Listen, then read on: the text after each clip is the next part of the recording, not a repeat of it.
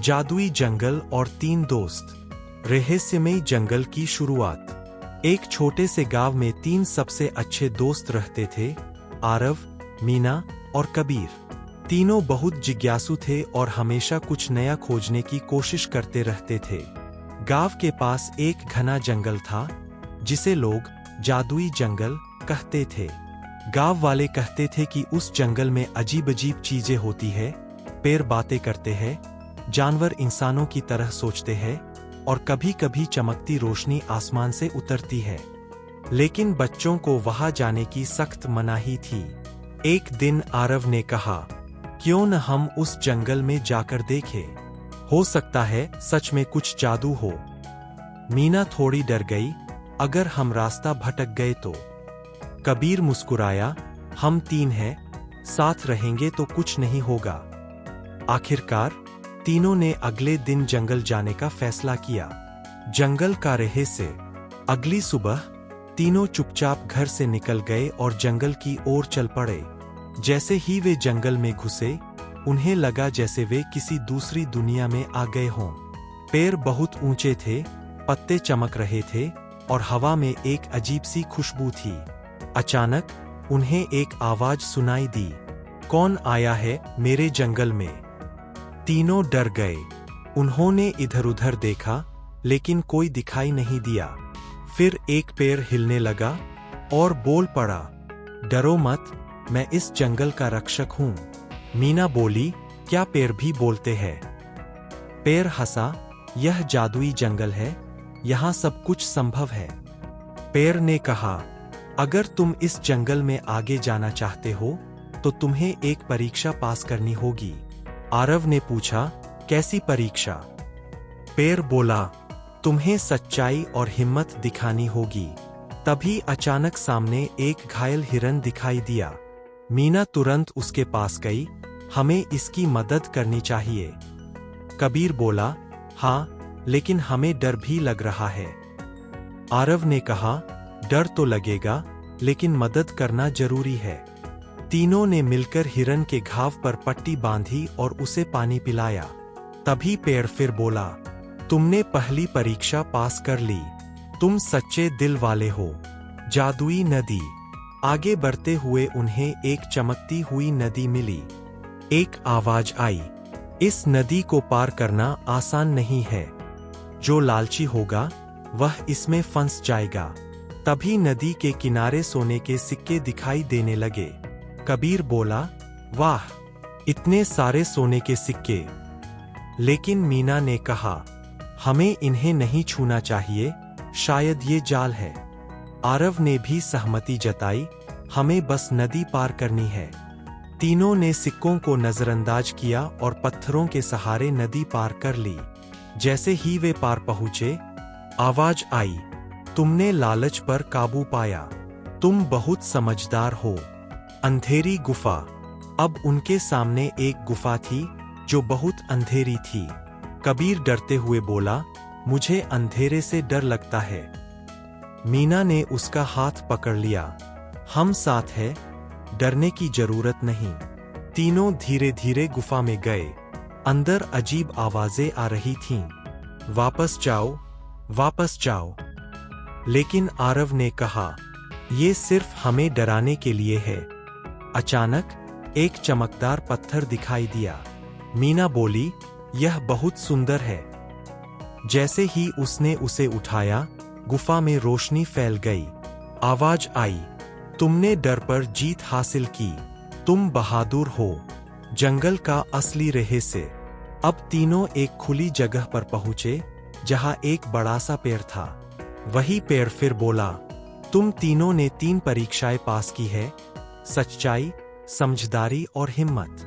तभी पेड़ चमकने लगा और एक बूढ़े जादूगर में बदल गया। जादूगर बोला, मैं इस जंगल का रक्षक हूँ।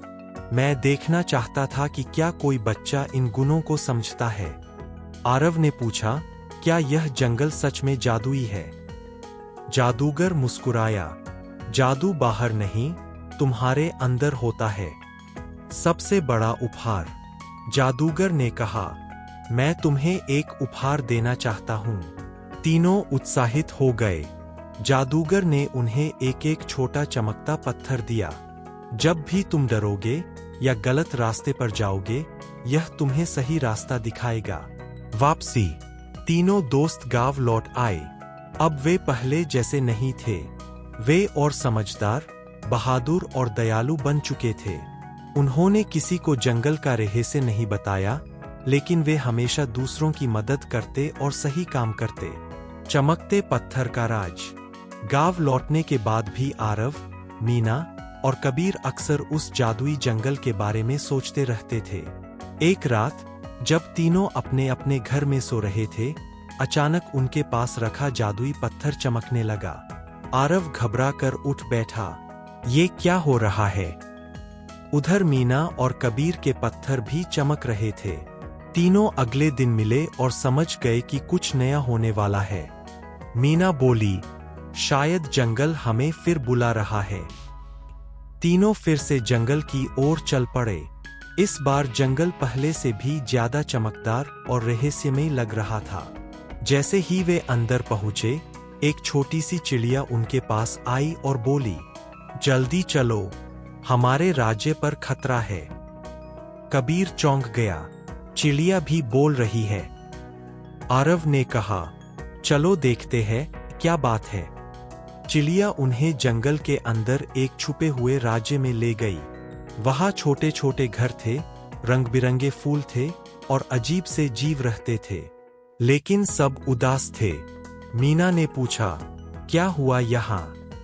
एक बूढ़ा कछुआ बोला, हमारे राज्य का जादुई क्रिस्टल चोरी हो गया है। उसी से यहाँ रोशनी और खुशी बनी रहती थी।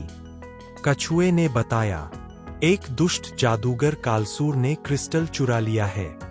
कबीर डरते हुए बोला, क्या वो बहुत खतरनाक है?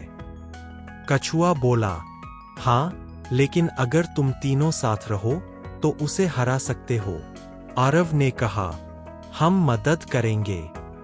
कालसूर के किले तक पहुंचने के लिए उन्हें 3 कठिन रास्तों से गुजरना था। धोखे का जंगल, गुस्से की घाटी, भ्रम का महल। मीना बोली, ये तो और भी मुश्किल है। आरव मुस्कुराया, लेकिन हम पहले भी जीत चुके हैं। इस जंगल में हर चीज बदलती रहती थी, आवाजें गुमराह करती। अचानक कबीर को अपने घर की आवाज सुनाई दी, कबीर, वापस आ जाओ। वह मुड़ने लगा।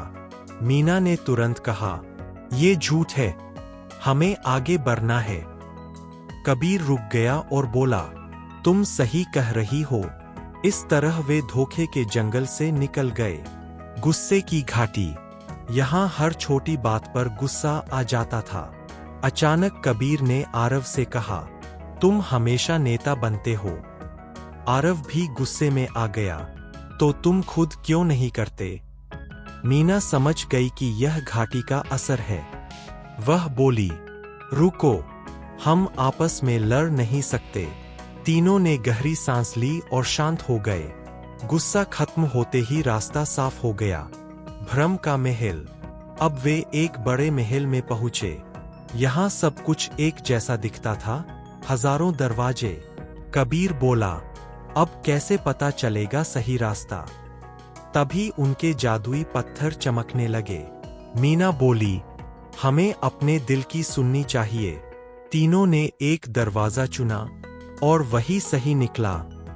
आखिरकार वे कालसूर के सामने पहुंचे।